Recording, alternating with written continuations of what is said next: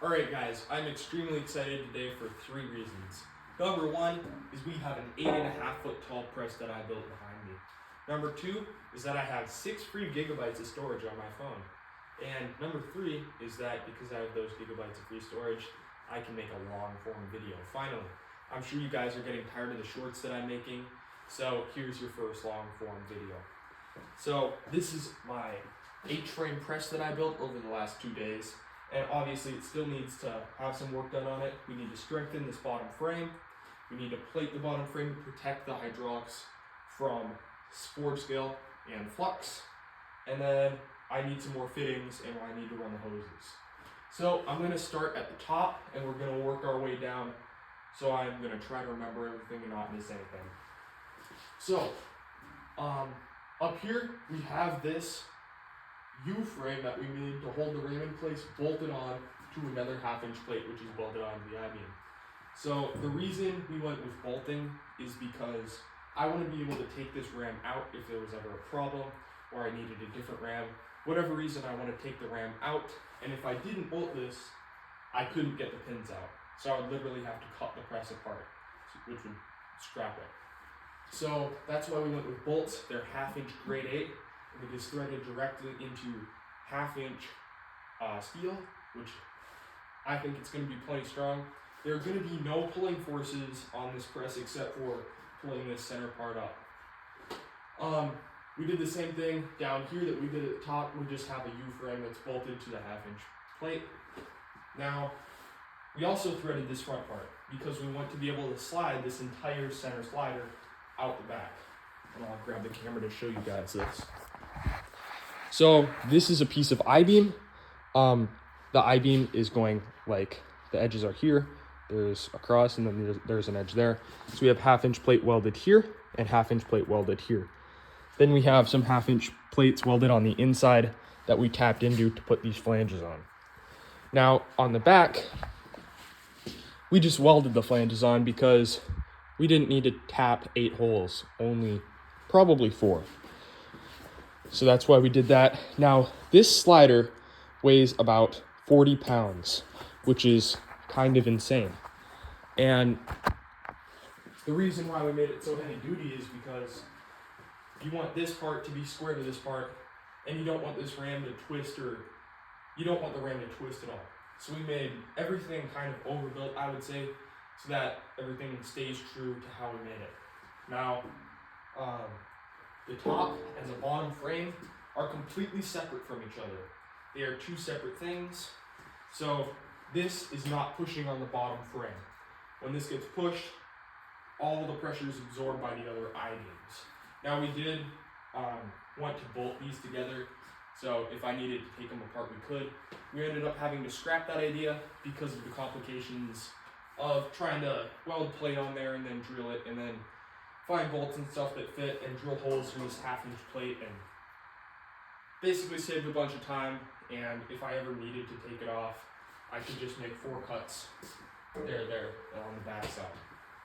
So I've been thinking it's kind of an eyesore right now because it is 30 inches wide and 8 feet 3 inches tall. So leave me a comment on suggestions if I should paint this, if I should wire wheel it, if I should clear coat it, spray WD-40 on it to protect it from rust, whatever. I would like to hear what you guys have to say about it. But yeah, I think it looks really cool. Now we just covered this and this, so I have to cover the I-beams. These are 10 inch wide I-beams by 6 inches, so it's 10 by 6. And then I believe this is 3/8 by, yeah, it's 3/8 I-beam, so it's plenty strong enough. I could have gone smaller, but I got this I-beam for free from one of my dad's buddies, so that's amazing. Now, down below, we have a 13 gallon per minute pump, which will make this come down at about 2 to 3 inches per second. Sorry, 2 inches per second. And then we have a 5 horsepower 220 motor, which is plenty strong enough, and they're originally made for air compressors, but they work just fine for a hydraulic press. Then we have our 10 gallon reservoir, and I'm extremely excited to see how well this holds up. So over here, I obviously haven't mounted it yet, but I'm going to have a valve. So this, I believe, is called a 2-inch valve or 2-way valve. Make sure to correct me if I have it wrong. But it has a down, it has a neutral, and it has an up. So what this is going to do is allow me to bring the press down to here before I want to forge and leave it. So I can leave the press running, but it's going to stay here. And that hydraulic fluid is just circulating and not going into the ram. So, because this is a 17-inch travel, I didn't want to have to bring the ram all the way down to the bottom plate in order to hit my steel, because that would take a long time and my steel would cool down pretty quick. Let's see what else we have here. Oh yeah, this is 1 inch by 3/16 inch tube. I know it looks a little bit like Mike Wazowski from Monsters Inc., but I think this stuff is plenty strong enough to hold the force of this on top of it. Yeah, we have gussets in there. I'm going to add more gussets. Maybe remove those because they're pretty temporary. And then I'm going to completely plate the sides in steel to protect the hydraulic hoses from forge scale, flux, all that stuff. Now I'm going to show you how I mounted the motor. So the first thing we did was we mounted the pump because we needed a bracket to mount the pump. And as you can see, we took an extra piece of I-beam and we cut the bottom off of it. So we drilled 4 holes in it, mounted that up, and then we had to figure out how high to mount the motor. Now you want these as level as you possibly can get them in 3 dimensions, because you don't want to have any unnecessary wear on the coupler or on the motor or the pump in general. So how we did this is I actually held the motor up there while my buddy took a measurement. He said 1 5/16. We cut spacers at 1 5/16, welded them on, and then we checked to see if it was straight.